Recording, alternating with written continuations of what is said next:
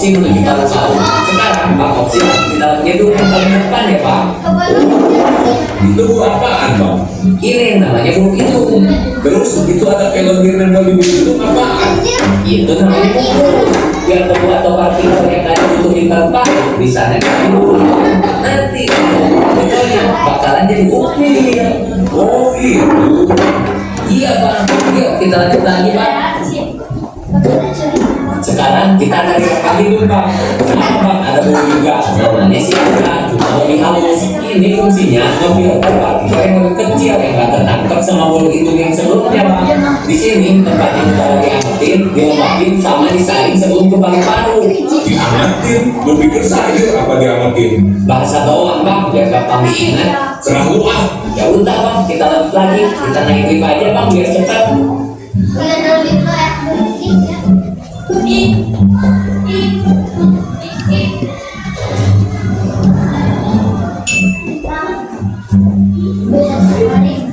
Sekarang kita udah sampai paring. Di paring ini ada percakapan Bang. Yang satu kemana ya bang? Yang satu bakalan lanjut ke saluran pencernaan. Karena kita ke paru-paru, kita mah lanjut aja naik lift menuju paru-paru Pak.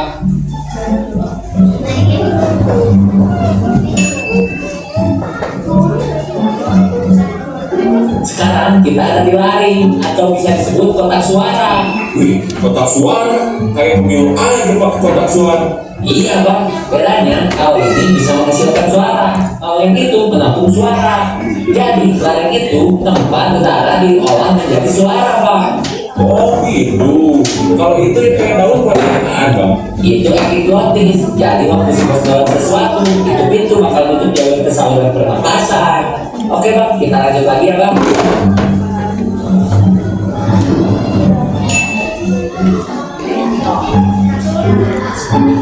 Nah, sekarang kita ada di batang tenggorokan Bang, aka trakea. Wih, banyak cincinnya ya bang. Cuma kayak becek-becek gitu bang. Itu bukan sembarang cincin Bang, itu tulang rawan. Kenapa kelihatan becek? Karena dilapisi selaput lendir Bang. Di dalamnya ada juga silia, bulu halus yang kayak dirangka hidung tadi Bang. Kalau selaput lendir udah kotoran, nanti silia bakalan bantu dalam lendir pasti bos batuk Bang, biar lendir bisa dikeluarin. Oh, paham bang. Nah, iya benar Bang. Kita lanjut lebih dalam lagi Bang.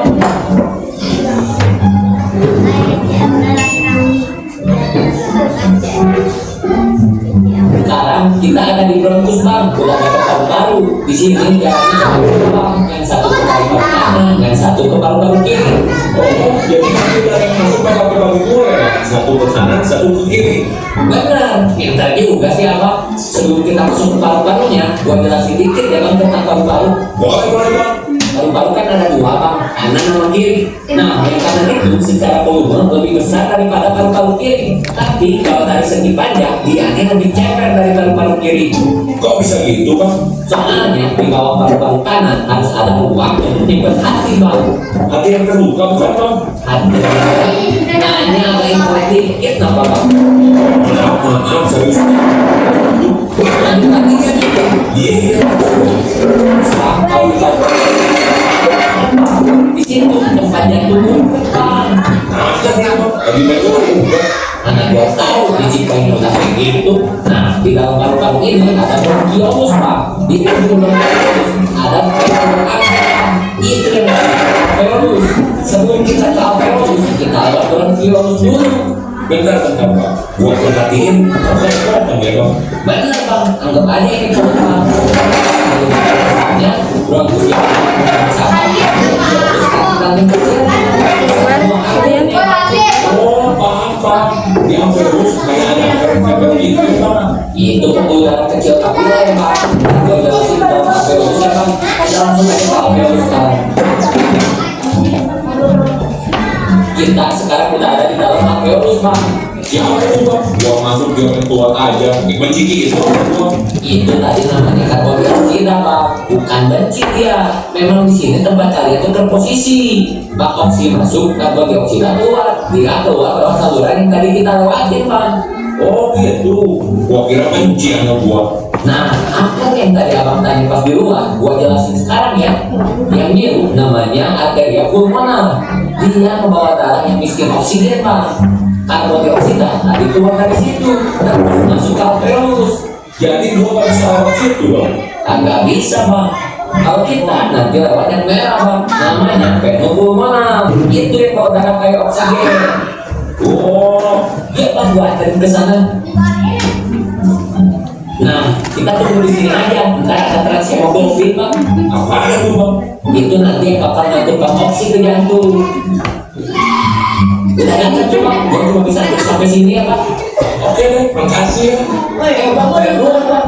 Itu ada tulisan napas gratis, masih minta bayaran aja lu. 2.000 aja nggak apa-apa. Gua kan mau nganterin abang, gak dimeriatin doang bang. Ya cukup, iya. Gua hargain deh usaha lu bagi gua. Nih. Makasih ya bang.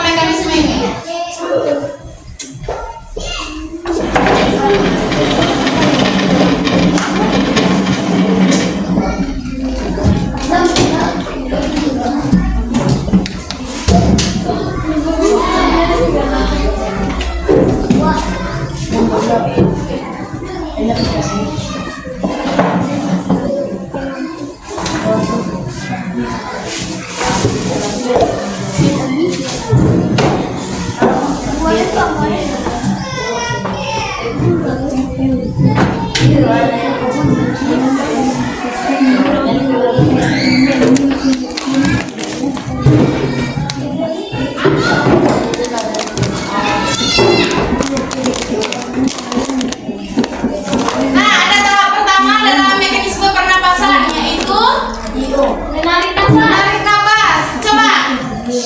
Semuanya tarik nafas dari hidung. Keluarkan dari mulut.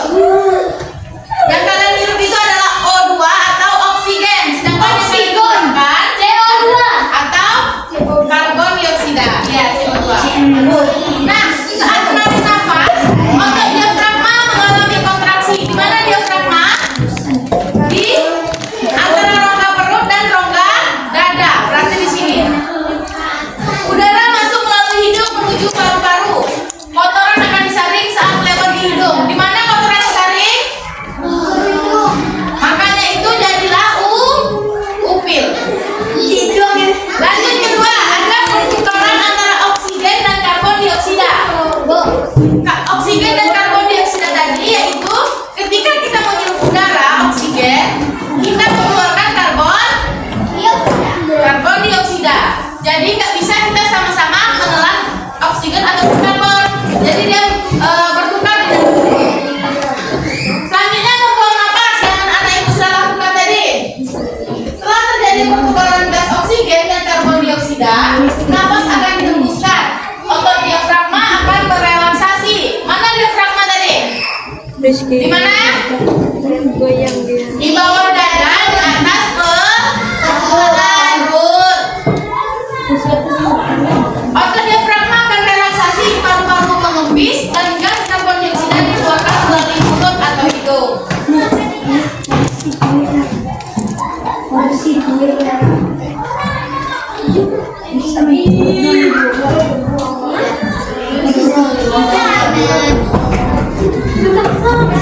diafragma tadi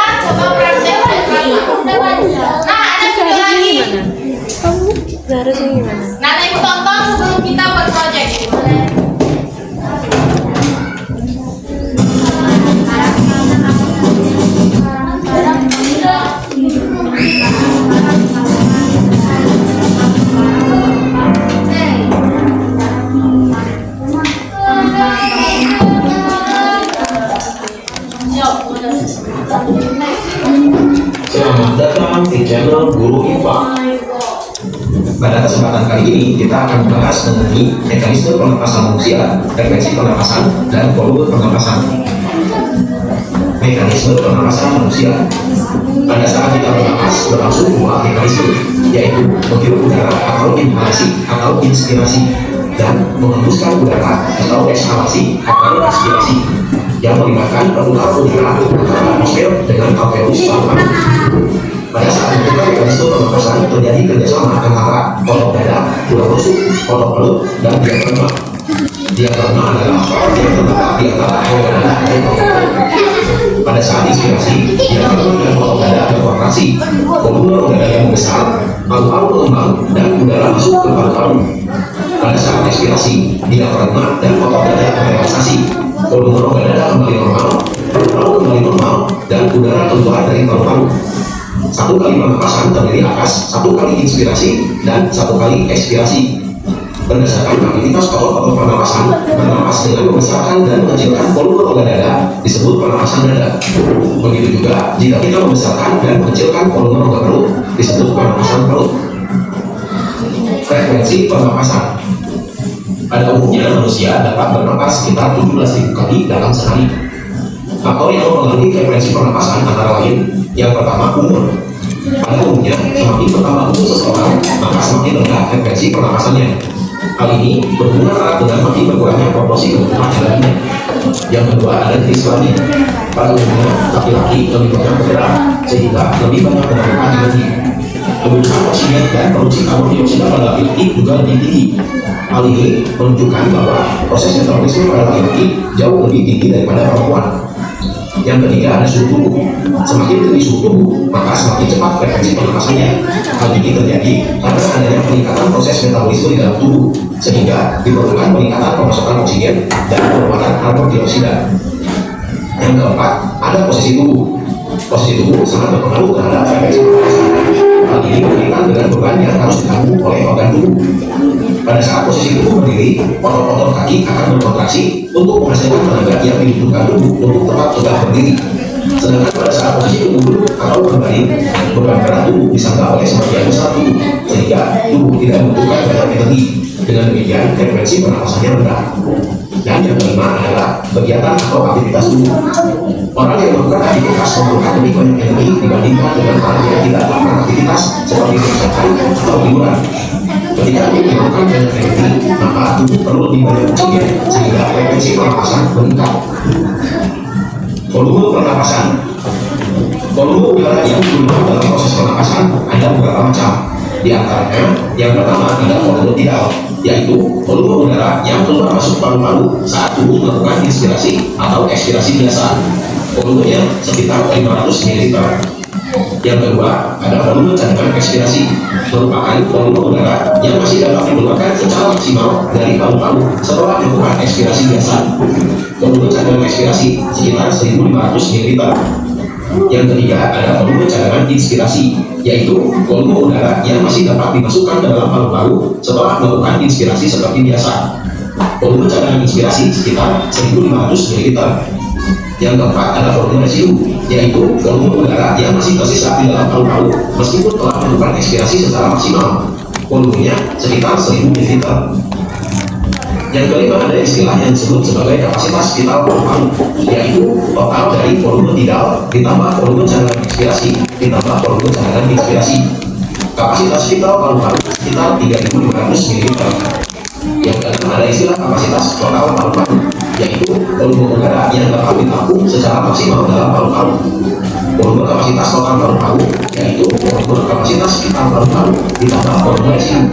Volumenya sekitar 4.500 ml.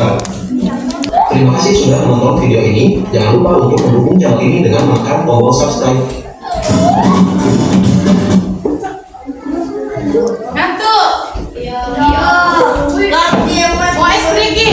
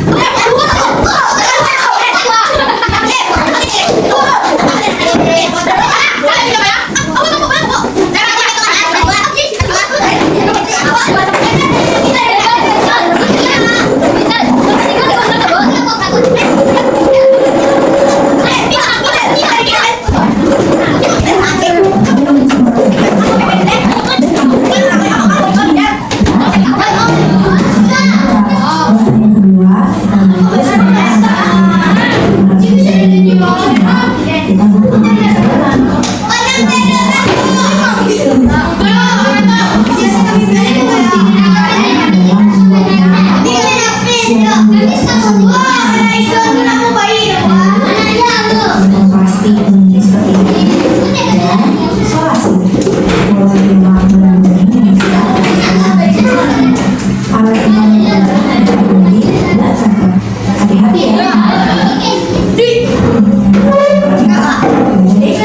Yuk kita mulai saja. Langkah pertama persiapkan operasi pembangunan atau pendekatan. Hati-hati ya.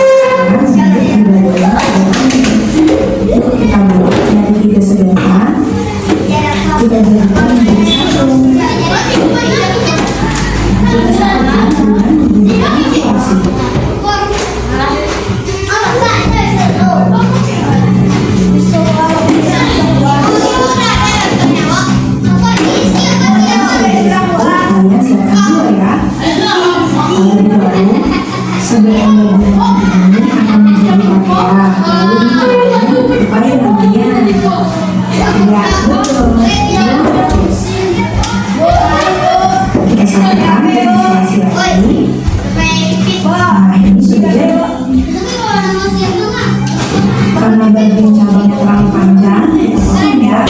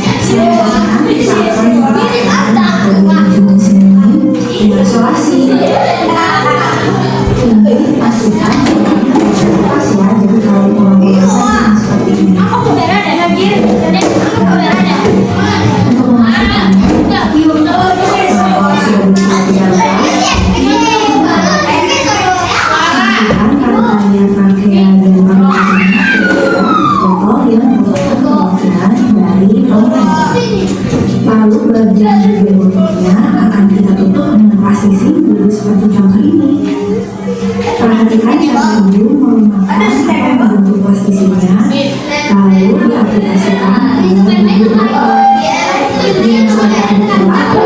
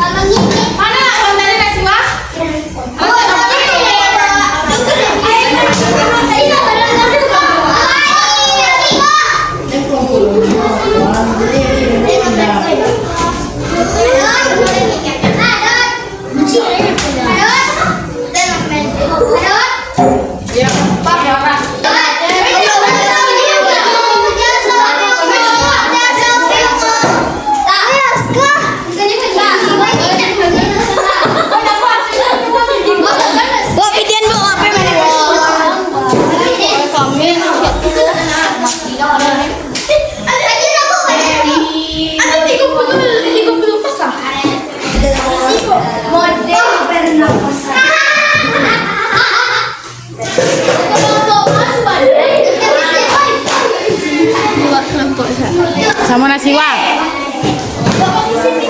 Manyo.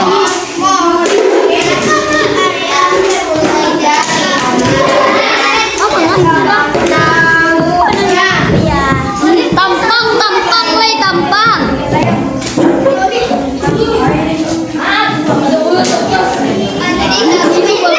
Dejan, belum ya. Dos habis. Checklist.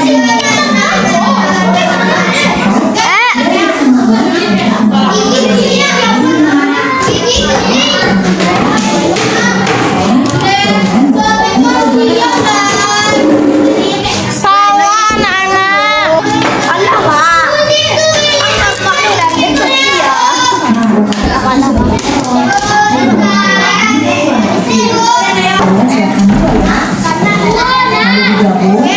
Sebelum bagian pertama akan menjadi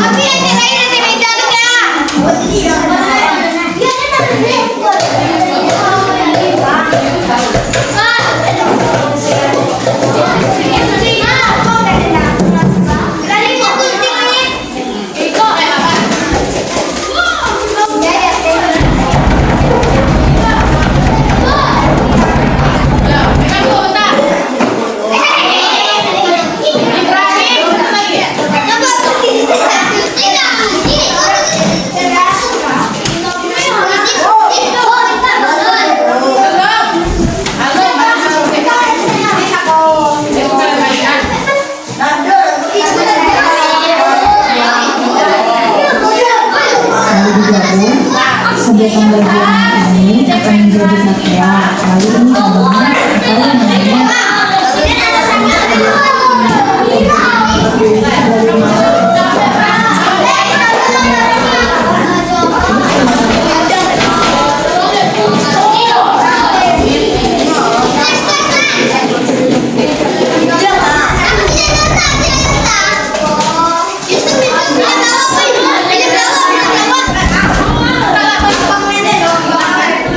Jadi bukan.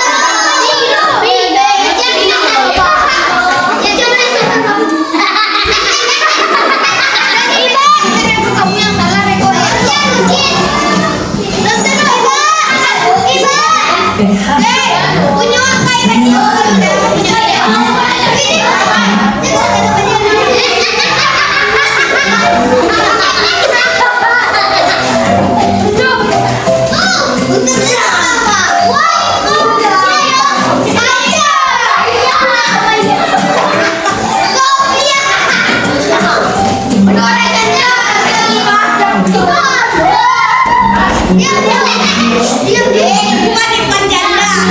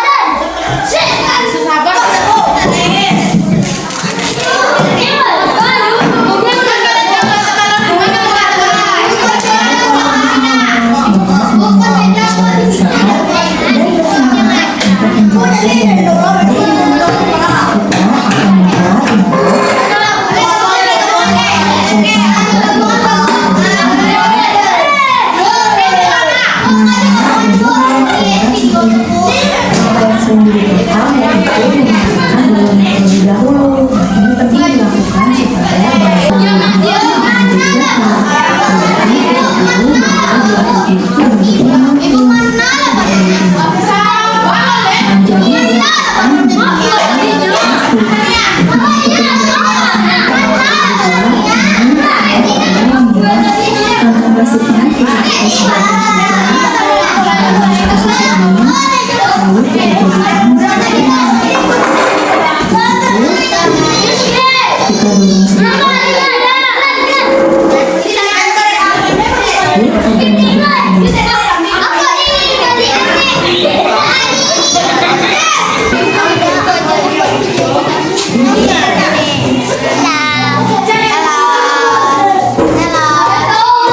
Kok kelompok berapa kok? Kelompok 3. Itu punya siapa? Enggak lebih.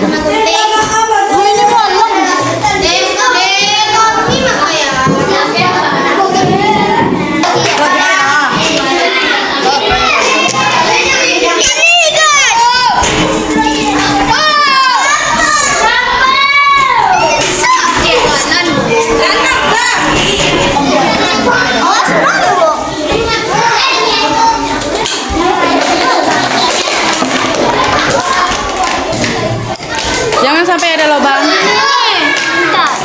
Enggak payah lah.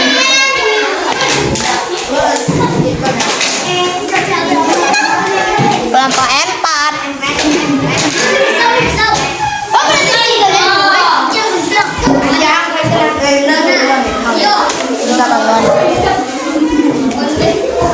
Bawahnya.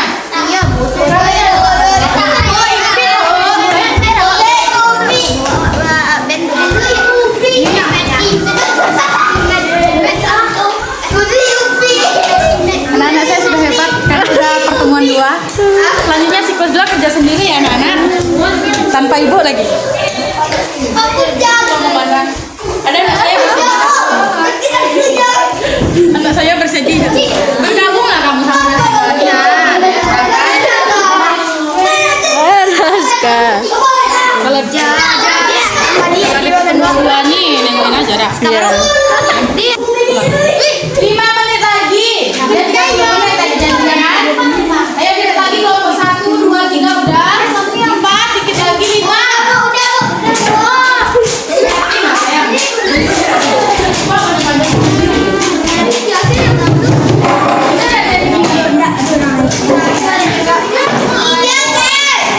Bukan di diem, di sininya di diafragmanya Gina. Nah, apa? Gerak nggak paru-parunya? Coba kita lihat.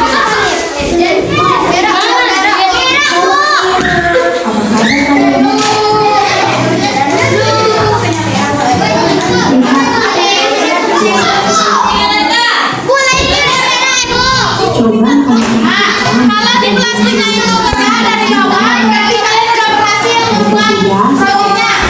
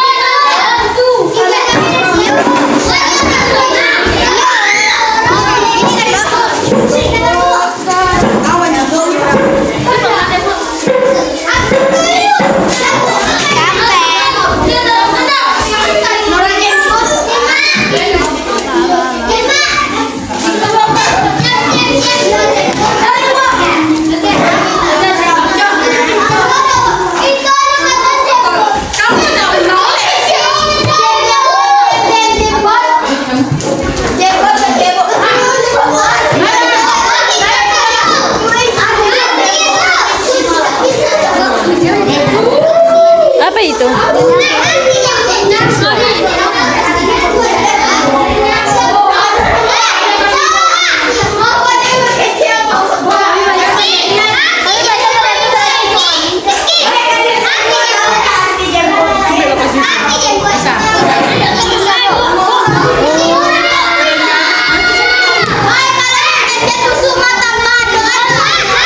Coba lagi Aurel. Coba lagi.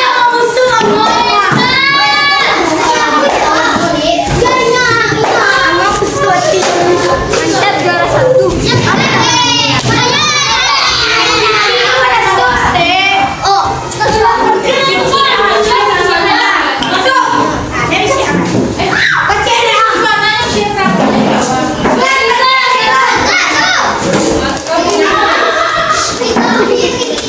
Ayo duduk, nanti kita presentasi ke depan. Kelompok 1 ya.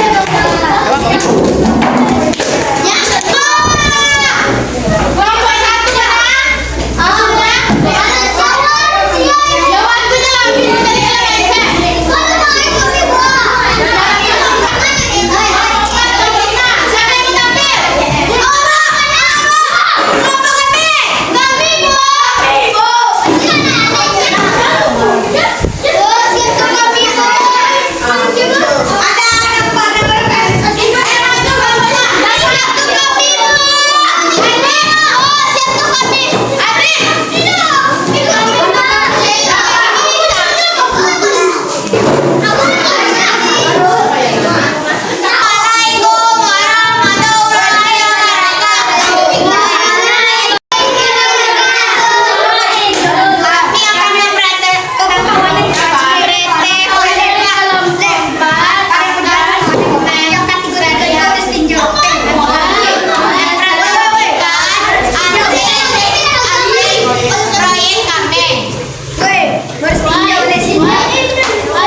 Jelaskan ini apa? Ini trakea. Lanjut ke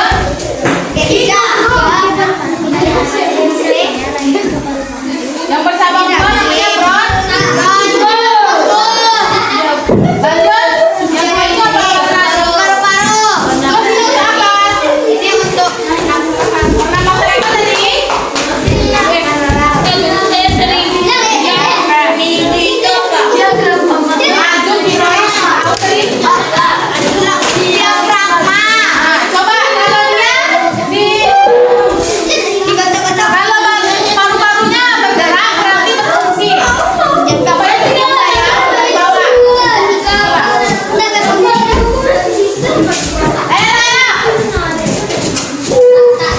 Mana nggak dapat?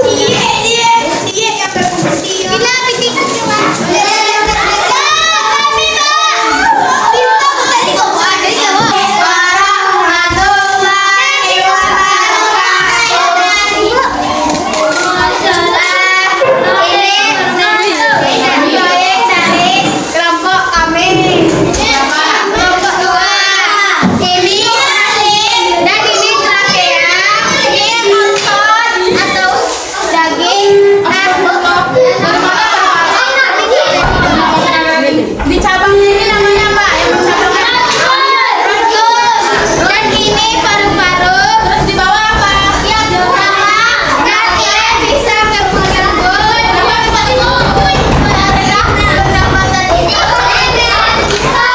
Ini kalau kita ini menarik nafas dan ini menarik nafas. Boleh cabut cak. Mungkin nampak buat badan ada bu. Ya, sangat